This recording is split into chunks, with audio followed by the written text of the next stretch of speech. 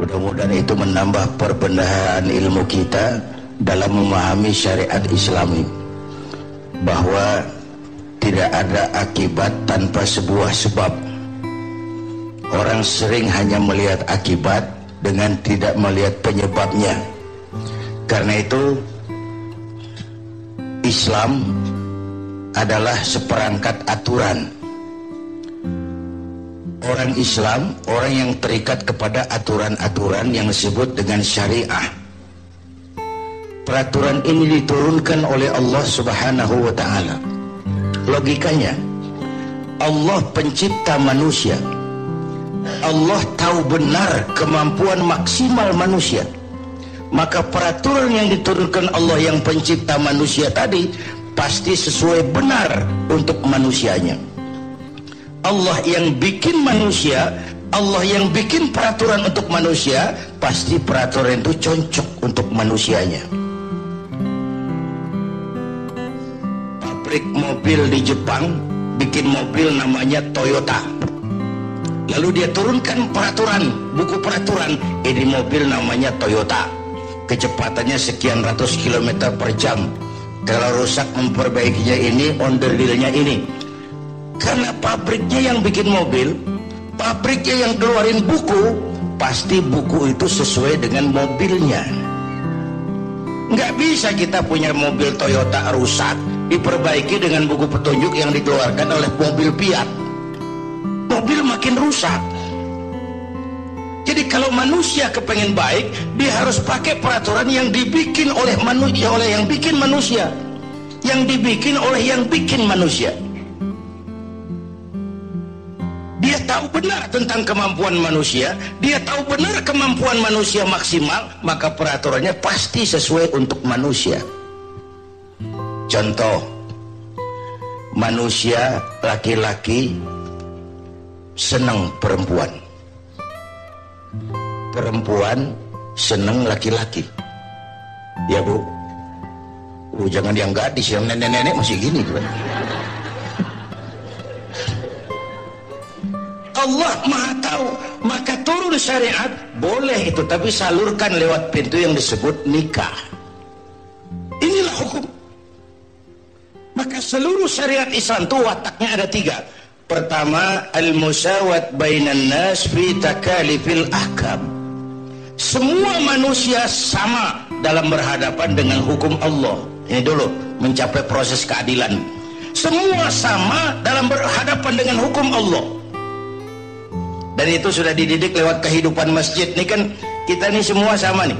Nggak ada warga kelas 1 di sini. Coba lihat adab masjid itu sudah ke arah sana. Siapapun masuk masjid, copot sendal, buka sepatu. Lurah masuk masjid, buka sepatu rah. Jamaat masuk masjid, buka sepatu mat. Gubernur masuk masjid, buka sepatu nur. Itu dalam implementasi yang paling kecil. Semua sama di hadapan Allah. Yang paling mulia kan yang paling takwa. Ini sekarang di negeri kita, kalau timbul masalah, nyari yang tanggung jawab, banyakan yang jawab daripada yang nanggung. Bener pak, banyakan yang jawab daripada yang mau nanggung. Semua jawab, semua, apalagi jurus ngeles paling bisa. Jurus ngeles, jurus bekelit, ini zamannya nih. Tahu belajar silat di mana? Jurus ngelesnya macam-macam. Oh, bukan kami yang tanggung jawab, bukan kami. Urusan tanggung jawab, banyakkan yang jawab daripada yang nanggung. Bapak Ibu hadirin yang saya hormati, oleh karena itu sikap al-musawat bainan nas fi takalifil ahkam. Semua manusia sama dalam berhadapan dengan hukum Allah. Tadi sudah jelaskan oleh Habib bagaimana Imam Ali kalah berperkara. Kalah dalam berperkara. Kita tidak kepengen TKI kita dianggap manusia cuma karena punya perkara, tapi waktu bekerja dianggap budak. Itu penghinaan. Kenapa lebih pandai Korea Selatan menghargai orang kerja? Kenapa lebih pintar Taiwan bahkan Hong Kong menghargai orang kerja sebagai pekerja, bukan sebagai budak? Saat bekerja diperlakukan sebagai budak, saat melanggar hukum baru diperlakukan sebagai manusia. Bapak Ibu hadirin yang saya hormati, ora pati diwongke loh. Orang itu kan kepengen diorangin. Dan itu watak syariat. Bapak Ibu hadirin yang saya hormati, saya pernah sampaikan episode apa belum saya lupa, bagaimana Umar bin Khattab, Amr bin Abbas waktu jadi khalifah, di sebelah istananya itu ada gubuk reot kepunyaan Yahudi. Dipanggil si Yahudi ini, kok jelek bener di sebelah rumah kantor kaisar apa khalifah ada gubuk reot. Yahudi sini. Iya Pak. Kamu tahu? Ya nggak tahu Pak. Memang saya belum kasih tahu. Kamu punya gubuk itu punya IMB nggak? Ya nggak ada Pak. Saya bayar. Nggak mau Pak. Saya cuma segubuk-gubuknya. Saya beli 2 kali lipat. Nggak mau Pak. Saya ini golongan makmur. Cuma punya rumah sama sumur. Sudah saya bayar 3 kali lipat. Nggak mau Pak. Umar mangkel apa Amr bin As mangkel, panggil kamtib. Kamtib zaman itu. Gusur. Ambil derek, ditarik gubuk Yahudi itu. Wah, kerubuh. Berlinang air mata si Yahudi. Begini nasibnya orang kecil. Diderek, digusur rumah saya. Ini Amr bin As kan gubernur, di atasnya masih ada khalifah. Saya mau lapor ke atasannya. Laporlah Yahudi ini menuju Medina. Bayangkan Mesir, Medina cuma untuk cari keadilan. Sambil jalan sambil berpikir, gubernurnya aja sadis begini, apalagi presidennya. Gubernurnya main tarik, main gusur. Apa saya Yahudi bukan Muslim, apa diterima pengaduan saya? Sampai di Medina, cari alamat khalifah. Ketemu orang lagi tidur di atas daun korma di depan masjid. Selamat siang Pak. Siang. Saya cari Khalifah Umar bin Khattab. Ada. Istananya di mana Pak? Di atas lumpur. Pengawalnya banyak Pak? Banyak. Yatim piatu, orang-orang lemah, orang-orang jompo, janda-janda, tua. Jahat. Ya. Lalu si Yahudi tadi tanya lagi, Pak, kalau itu pengawal Khalifah Umar, pakaian kebesarannya apa Pak? Biasanya kan pejabat tinggi itu pakai yang mahal-mahal. Oh iya, pakaian kebesarannya cuma 2. Apa itu Pak? Malu dan takwa. Itu pakaian yang dia pakai selalu. Dalam melaksanakan tugas sebagai khalifah, pakaian kebesarannya cuma 2. Malu dan takwa.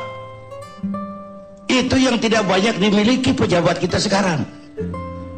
Pakaiannya bagus-bagus tapi perbuatannya jelek-jelek. Ini pejabat di luar negeri.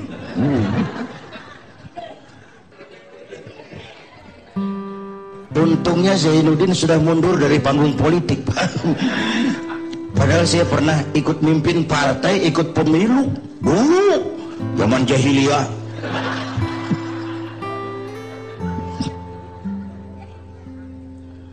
Pakaiannya cuma malu dan takwa. Ini budaya malu yang tipis ini, setipis kulit bawang. Kadang-kadang malu sama atasan tapi nggak malu sama Tuhan. Ini kacau nih. Sama atasan takut, sama Tuhan berani. Ini kan lewatan. Pakaiannya malu dan takwa. Orangnya di mana? Orangnya di mana sekarang Pak? Di depan kamu. Jadi, iya. Bapak, iya. Bapak Umar, yang kamu cari, saya. Oh, saya mau lapor Pak. Lapor apa? Gubernur Bapak di Mesir tuh sadis Pak. Saya punya gubuk segitu-gitunya, dia mau ambil, saya nggak mau. Dibeli 2 kali lipat, saya nggak terima. Terus kamtib dipanggil Pak. Derek gubuk saya nuntut keadilan. Oh gitu, iya. Yahudi, kamu lihat tempat sampah itu, lihat Pak. Di situ banyak tulang korma, tulang onta. Tulang onta.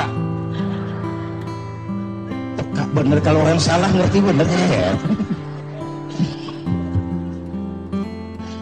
Ambil 1 tulang yang agak panjang, bawa ke sini. Bingung Yahudi. Pak, saya dari Mesir jauh-jauh ke sini mau cari keadilan, Pak. Kalau tulang di sana juga banyak. Sudahlah, kau bawa saja ke sini. Diambil 1 tulang agak panjang, dibawa ke khalifah. Itu dicabut pedangnya, itu tulang digaris lurus. bawa pulang ke Mesir, kasihin Khalifah Gubernur Amr bin As. Makin bingung Yahudi, jauh-jauh cuma dapat tulang. Tapi sudahlah, berangkat pulang ke Mesir. Sampai di kantor gubernur, langsung ketemu. Lapor, gubernur. Apa Pak? Saya dari pusat. Pusat? Saya ketemu Khalifah, ketemu presiden. Terus, ini tulang. Diambil tulang tuh, ada garis lurus di situ. Gemeter Amr bin As. Keringet kayak biji jagung meletus. Gemeter pusat. Yahudi. Iya Pak. Gue mau ambil kembali. Kepala kantip, sini. Diriin lagi rumahnya. Diriin. Nggak jadi. Makin bingung Yahudi. Ini ada gubernur dapat tulang gemeter.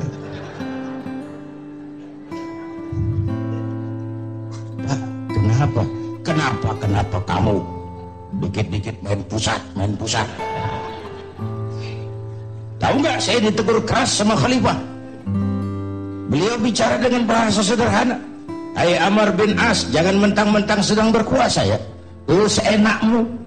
Jangan mentang-mentang sedang berkuasa main garuk gubuk orang. Sedang berkuasa, mumpung berkuasa, berlaku adillah seperti lurus dan adil seperti lurusnya garis di atas tulang ini. Kalau kamu tidak adil, nanti kalau kamu tidak lurus, aku yang luruskan pakai pedangku. Itu maknanya tuh, tahu nggak lo? Main pusat aja lo. Jadi Islam adil ya Pak? Adil! Saya benar Pak? Benar lo! Main pusat aja lo. Pak, kalau gitu adil ya? Adil! Saya Yahudi lo. Tapi menang. Kalau gitu gubuknya ambil aja deh Pak. Lagi kalau buat masjid ambil aja deh. Saya bayar enggak Pak, ambil aja. Terus enggak cuma itu Pak, Bapak saksikan sekarang asyhadu an la ilaha illallah wa asyhadu anna muhammadar rasulullah. Masuk Islam karena keadilan syariat itu. Keadilan syariat. Semua sama dalam berhadapan dengan hukum. Karena keadilan yang masih mahal di negeri kita. Ya Bu? Keadilan yang masih mahal.